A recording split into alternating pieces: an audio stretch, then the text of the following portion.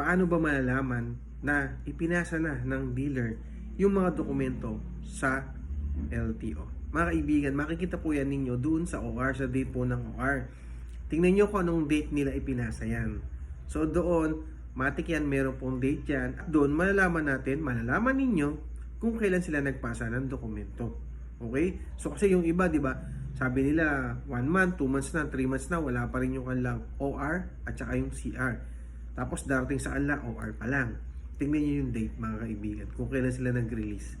At isipin nyo rin, bakit tumatagal bago magdala ng dokumento yung mga ibang dealer, hindi natin nilalahat ha, yung mga ibang dealers sa LTO. Baka po wala pang PNP clearance yan or hindi pa kompleto yung requirements kaya hindi po nila may pasa sa LTO. Okay? Yun lang. Salamat. Thank you. So hindi ko nilalahat ng mga dealer, ulit ko. Hindi lahat ng dealers ganun. Merong iba mabilis mag-process. Okay?